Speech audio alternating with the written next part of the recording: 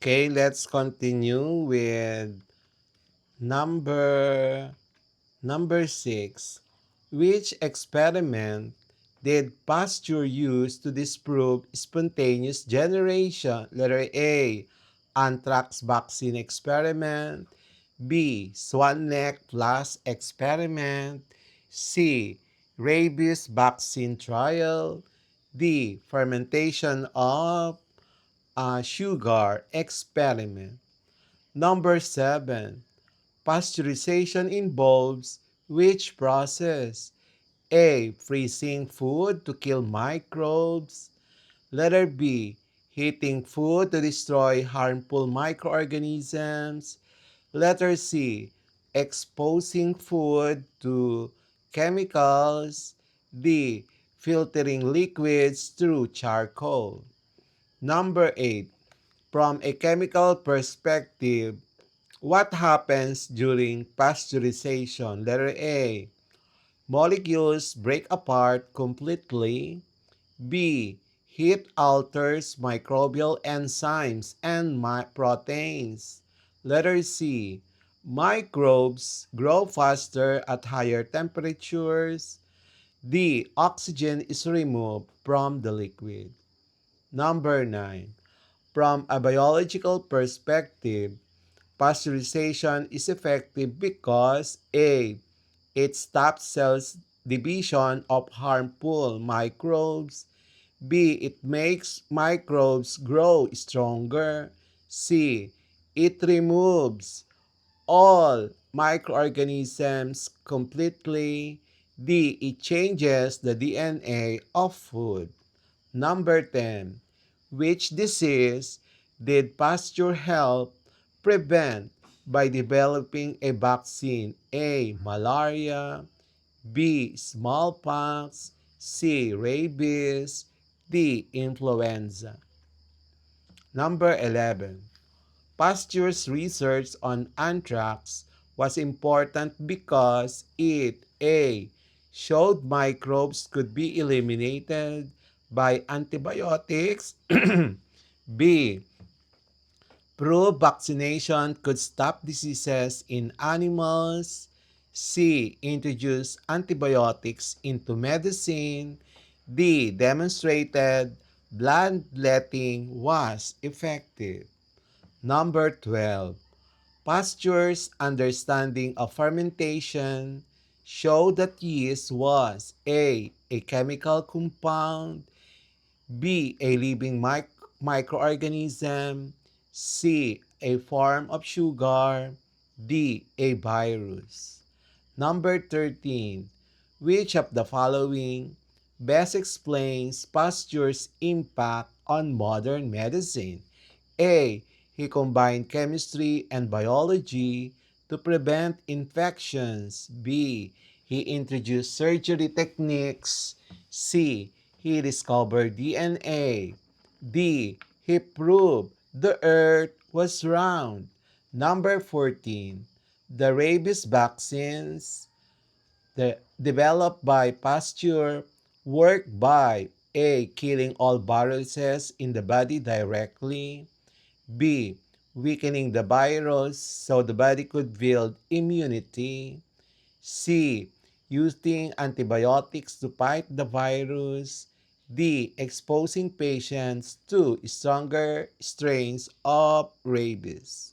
Number 15. How did Pasteur's findings change hospital practices? A. Hospitals stopped using anesthesia. B. Doctors adopted sterilization and hygiene practices. Letter C. Surgery became less common. Letter D. Nurses replaced doctors in treating infections. Number 16.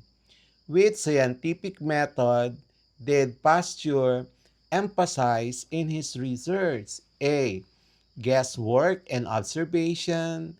B. Controlled experiments and testing. C. Reliance on tradition and authority. D. Magic and rituals. Number 17. What link did Pasteur's work establish between microbes and disease? Letter A. Microbes only help humans. B. Microbes are always harmless. C. Some microbes cause infection and spoilage. Letter D. Diseases are caused only by chemical imbalances. Number 18. Which of the Pasteur's discoveries directly improve public health through food safety? A. Fermentation process. B. Germ theory of disease. C. Pasteurization. D. Rabies vaccine. Number 19. How did Pasteur's work influence later scientists like Robert Koch? Letter A. It discouraged further research on microbes. B. It inspired research on identifying specific disease-causing bacteria. C. It proved bacteria were imaginary. D. It shifted focus only to chemical reactions. Number 20. Pasteur's combination of chemistry and biology show that A. Microbes and chemical reactions are unrelated. B. Microbes can drive chemical changes linked to health and disease. Letter C. Diseases cannot be studied scientifically. D. Biology and chemistry should remain separate. The answer key for chemistry lesson, Roman numeral number 1, Louis Pasteur, bridging chemistry and biology in the fight against disease. Numbers 1 to 5. Number 1, C. Healing chemistry and biology to explain disease. Number 2, B. Fermentation. Number 3, B. Microorganisms cause certain diseases. Number 4, C. Chemistry and biology. Number 5, B. It showed life arises only from existing life. Number 6, B. Swan neck flask experiment. 7. B. Heating food to destroy harmful microorganisms. 8. B. Heat alters microbial enzymes and proteins. 9. A. It stops cell division of harmful microbes. Number 10. C. Rabies. Number 11. B. Prove vaccination could stop diseases in animals. Number 12. B. A living microorganisms. Number 13. A. He combined chemistry and biology to prevent infections. Number 14. B. Weakening the virus so the body could build immunity. Number 15. B. Doctors adopted sterilization and hygiene practices. Number 16. B. Controlled experiments and testing. Number 17. C. Some microbes cause infection and spoilage. Number 18. C. Pasteurization. Number 19. B. It inspired research on identifying specific disease-causing bacteria. Number 20. B. Microbes can drive chemical changes linked to health and diseases. And that's it for today's lesson here on Smile Road. If you learned something new today, don't forget to hit that like button and share this video with your classmates.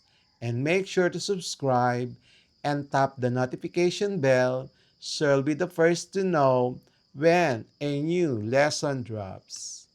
This is Sir M, reminding you that learning doesn't stop after the bell rings.